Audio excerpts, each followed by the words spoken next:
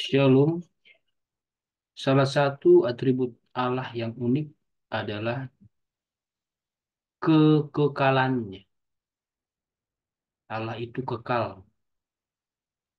tidak terbatas, tidak dikurung oleh waktu.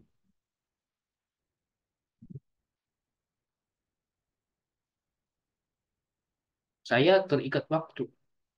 Saya ada lahir, ada waktunya nanti meninggal mati. Lalu akhirnya sampailah kepada penghakiman kekal. Tidak demikian dengan Allah. Tuhan Allah itu tidak terikat oleh waktu. Dia tidak berawal, tidak berakhir. Demikian dalam bahasa Yunani, Alfa dan Omega dipakai sebagai aksara Yunani yang pertama dan yang terakhir untuk menggambarkan tidak ada yang mendahului Tuhan dan tidak ada yang kemudian ada setelah Dia. Begitulah Allah yang hebat itu sehingga kekekalannya itu unik. Jika kita baca Alkitab, dapatlah kita temukan beberapa ayat yang menunjukkan bahwa Tuhan Allah melampaui semua batasan waktu. Di sini ada saya sampirkan ayat dari Mazmur 90 ayat 2. Begini bunyi firman. Saya baca mulai dari ayat 1 bagian B. Tuhan, Engkaulah tempat perteduhan kami turun-temurun. Tempat perteduhan turun-temurun oleh manusia. Berarti beberapa generasi. Lanjut. Sebelum gunung-gunung dilahirkan. Sebelum gunung-gunung dilahirkan. Dan bumi dan dunia diperanakkan. Bahkan dari selama-lamanya sampai selama-lamanya Engkau Allah. Dari selama-lamanya sampai selama-lamanya. Itu bahasa kekekalan. Tidak ada yang bisa mengukur awalnya, tidak ada yang bisa mengukur akhirnya. Itulah kekekalan Tuhan. Saya baca ayat yang berikutnya, Mazmur 102 ayat 13. Begini bunyi firman Tuhan. Tetapi Engkau ya Tuhan bersemayam untuk selama-lamanya dan namamu tetap turun-temurun. Dia itu Allah yang kekal. Dulu dia sudah ada. Dia Allah Abraham, kemudian Allah Ishak, kemudian Allah Yakub, kemudian Allah segala bangsa, kemudian menjadi Allah kita, Allah saya, Allah semua orang di zaman ini. Dialah yang sudah ada dulu itu sampai sekarang dan nantinya dia juga yang ada itu. Yang telah ada, yang akan datang. Asyerahaya, Yehove, Yahu. Dia Allah yang melampaui semua batasan waktu. Dia tidak berubah dengan maupun oleh waktu. Itu tadi yang saya sebutkan di Perjanjian Baru, Wahyu pasal 1 ayat 8. Begini bunyi firman Tuhan. Aku adalah Alfa dan Omega, firman Tuhan Allah. Yang ada dan yang sudah ada dan yang akan datang yang maha kuasa. Puji Tuhan. Dialah Allah yang kekal.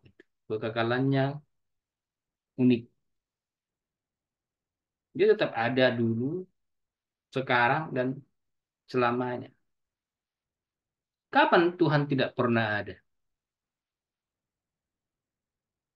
Kapankah ada masa di mana Tuhan tidak ada? Atau kapankah ada masa di mana Tuhan belum ada?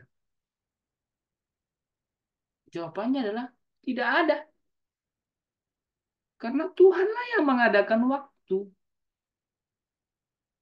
Tuhanlah yang mengadakan semuanya. Malahan kita dapat mengatakan ada suatu masa di mana tidak ada siapa-siapa selain hanya Tuhan. Hanya Dia. Kemudian Dia yang mengatur masa demi masa, diatur waktu demi waktu. Paling tidak di kitab Kejadian kita baca. Diciptakannya lah matahari, bulan, dan bintang untuk mengatur musim-musim. Itulah keunikan kekekalan Tuhan kita itu. Kekekalan Tuhan kita itu berbeda dengan kekekalan manusia. Karena memang manusia ini pun dapatlah disebut makhluk kekal. Tapi jangan lupa, kekekalan manusia jangan disandingkan dengan kekekalan Tuhan Allah. Beda di situ, kawan. Paling tidak kalau kita gambarkan dengan garis, maka kekekalan Tuhan itu tidak tidak berawal, tidak berakhir. Ini kekekalan Tuhan. Titik-titik ini garis putus-putus berarti tidak terukur. Begitu seterusnya sampai selesai. Memang Tuhan Allah pernah menjadi manusia, lahir menjadi manusia lalu mati. Membangkit kan? Dia bukan manusia yang mati lalu begitu dihakimi, bukan. Dia Allah yang memang pernah mengambil rupa menjadi manusia, lahir lalu mati, lalu bangkit kemudian dalam kekekalan. Itulah Tuhan. Manusia beda. Manusia itu ada awalnya. Lahir, ini lahir, lalu mati. Nah, begitu. Inilah manusia yang disebut kekal, tidak dapat diukur. Beda kan? Ini konsep tentang kekekalan Tuhan. Ini ketika inkarnasi Tuhan Allah menjadi manusia.